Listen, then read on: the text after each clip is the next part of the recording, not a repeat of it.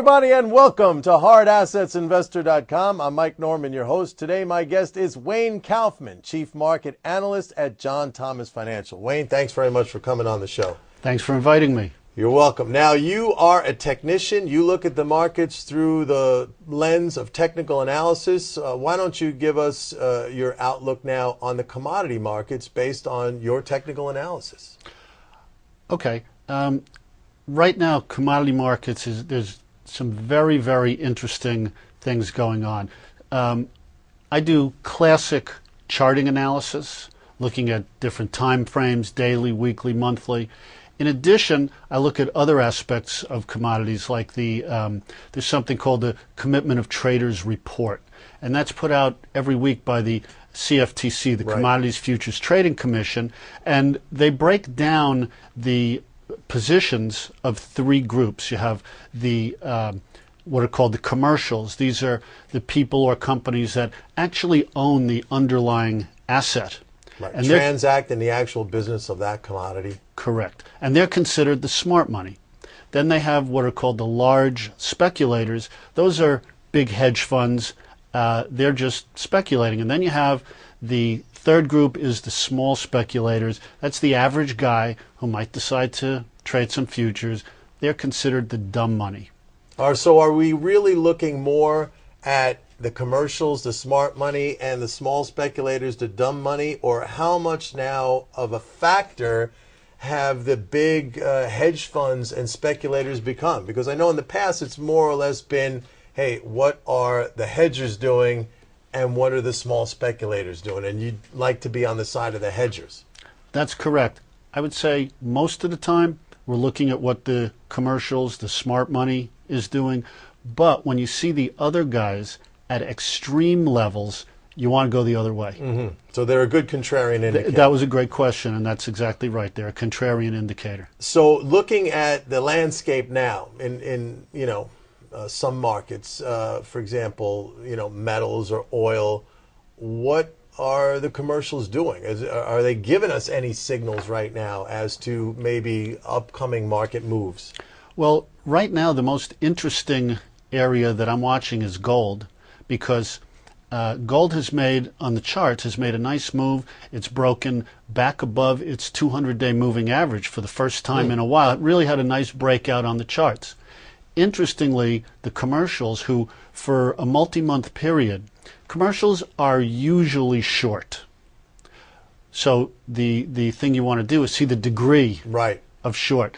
So for a multi-month period, they had a very small short position, which meant they were bullish on gold. Well, now that gold's actually broken out, they are very rapidly going short, or really a much greater degree short. So that's a conflict. A little bit of a sign of caution there. Maybe if you're long, that you might want to take some profits or just be wary of a market correction. That's actually the way I would view it. Just, they're not always right, and it can take a while for their positions to kick in. Right. So the way you just said it is the way I would do. I would be wary. If I was long, I'd maintain my long, but I'd have my eye on the exit, knowing that these guys, who usually end up being right at some point in time, I would have my eye on the exit. And I think it's important to point out also that their positions tend to be short term. They're playing off of what they're doing in the physical commodity. So that's right. You could see those positions flip around the other way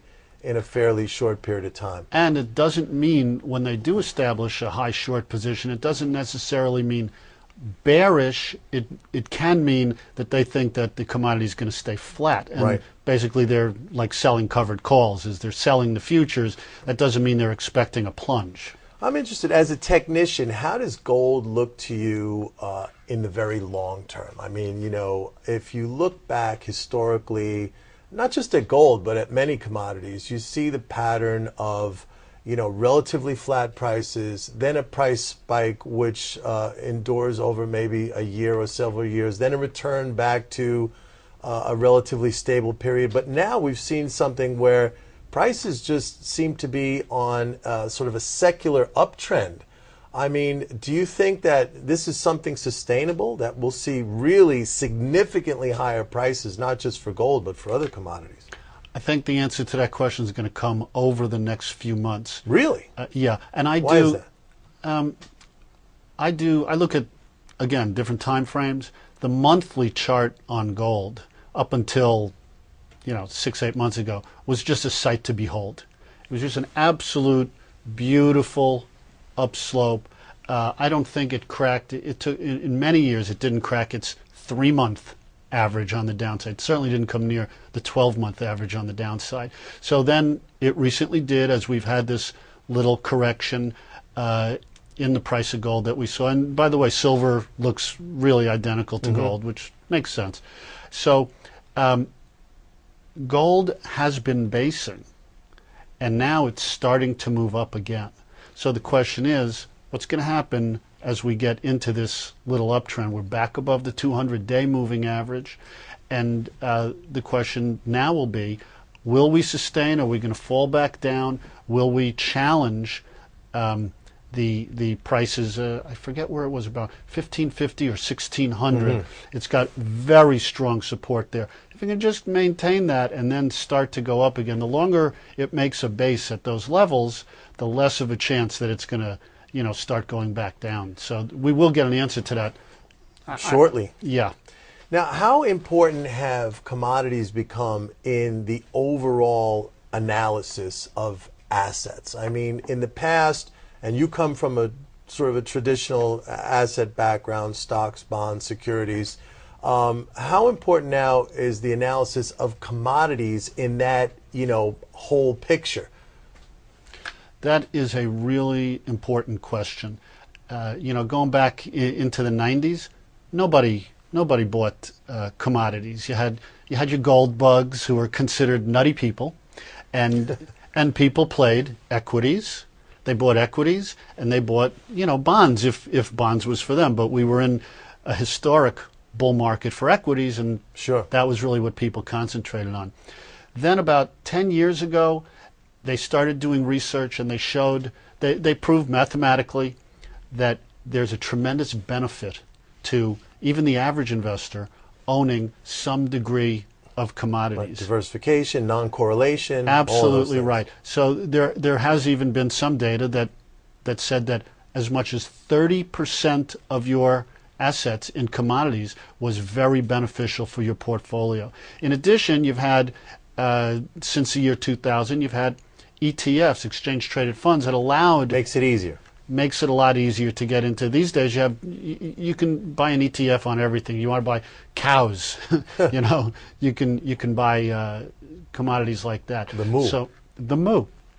So it's very important. There's no doubt that commodities are an essential part of somebody's portfolio, and now you have ways of doing it where you don't have to play futures. Now, do you find that the commodities tend to lead the other asset classes, or vice versa, or is it just sometimes one leads, sometimes the other leads? It's sometimes and sometimes, and we're always looking. Technicians are always looking for leading indicators, also for diverging. So, like right now, one of the problems that we do have, that technicians have, is the price of copper, because copper has been a laggard and has not been confirming the move up in equities.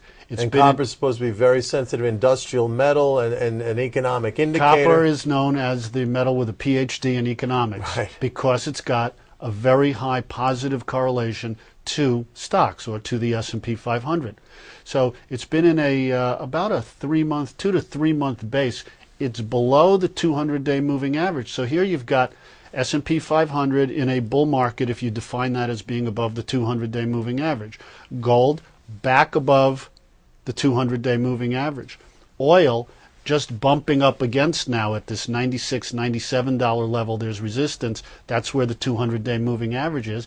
And you got copper pretty far below that 200-day moving average.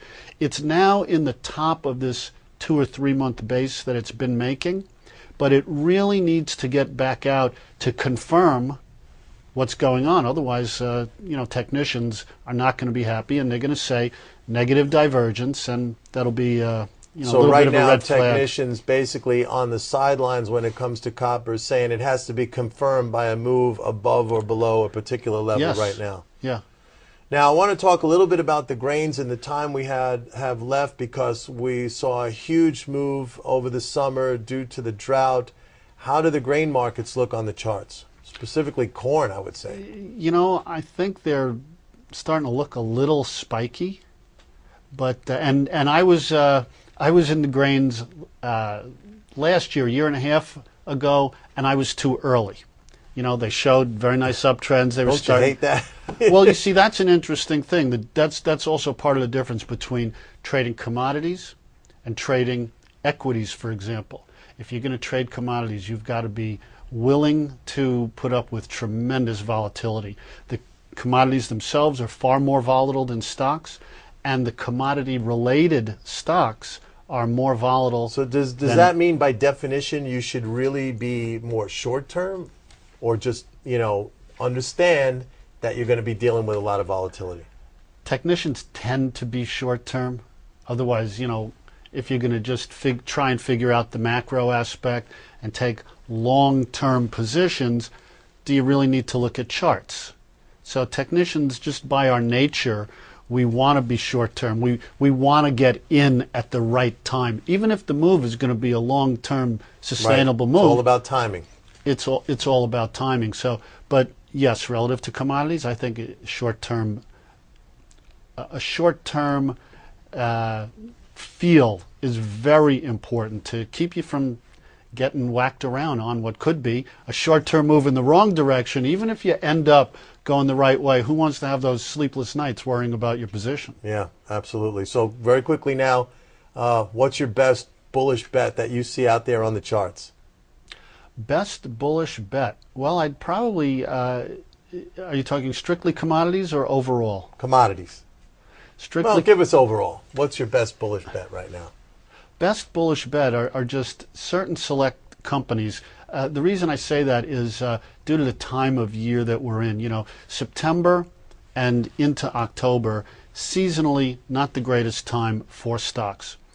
And right now we've got all this potential news out of Europe, potential news from Mr. Bernanke with QE. And the elections, upcoming election. And the upcoming election. Right. So what you've got is you've had a stock market where volume is very low, selectivity is becoming more and more important, and we're still waiting to see what's going to happen here with the commodities. It's a news-related story. So the areas that I've been recommending for the brokers at John Thomas has been selected stocks. I can't mention which ones right now. I didn't get that approved by compliance. And as you know, I totally understand. We won't put you on the hook. But it is selected stocks. Selected. Okay. Wayne Kaufman, thank you very much. Really You're appreciate it. very welcome. That's it for now, folks. This is Mike Norman saying see you next time. Bye-bye.